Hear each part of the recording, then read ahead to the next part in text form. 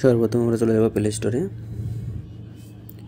এখানে সার্চ করব call dialler app Google, এটা লিখে সার্চ করব। দেখেন ফোন বাই গুগল, এটাকে ক্লিক করব। এটা আপডেট করা আছে কিনা এটা চেক করব। এটাকে আমরা আপডেট করে নিই। ওকে, একটু নিচের দিকে দেখবেন একটা অপশন আছে, এখানে পারলে জয়েন হয়ে নেবেন যদি এই অপশনটা আসে। ওকে, এটা আপডেট হোক। আপনারা যদি এখানে জয়েন হন তাহলে এখানে আসবে ফোন বাই গুগল বেটা। ওকে, এটাকে ওপেন করি। দেখেন আগে সিস্টেমটাই আছে, এটা চেঞ্জ হয় নাই। এটা যদি চেঞ্জ না হয় তাহলে আমরা সেটটাকে বন্ধ করে চালু করব, তারপর দেখবেন এটা নতুন ভার্সন চলে আসছে। ওকে, এটা করি।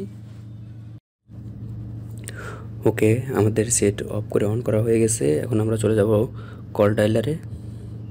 দেখেন এটা চেঞ্জ হয়ে গেছে। ওকে, এখন আমরা উপরের থ্রি ডটে যাব, সেটিং। দেখেন নিচে কলিং কার্ড চলে আসছে। এখন আমরা যখন একটা নাম্বার সেভ করি, ওকে, এটাতে যাব। টাই অ্যাডিংয়ে কলিং কার্ড উপরে কলমের মতো এখানে ক্লিক করব। এখানে দুইটা পিকচার আছে, এখানে ক্লিক করি প্রথমটাতে। যেহেতু আমি পিকচার নিব না, ইলাস্ট্রেটর যাব। ওকে, এইখান থেকে একটা পিকচার নেই, এইখান থেকে যখন একটা পিকচার নেই। ওকে, এটা নেই, চুজ। এখন এখানে একটা পিকচার নিব, গ্যালারি।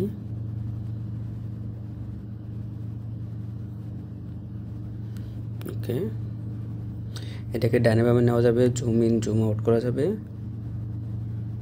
ওকে, এরকম থাক। এখানে লেখার স্টাইলটা চেঞ্জ করি, এখান থেকে চাইলে কালার চেঞ্জ করতে পারেন। ওকে, ডান, স্ক্রিপ্ট, সেভ। ওকে, হয়ে গেছে। এখন দেখে কল দিয়ে কি হয়।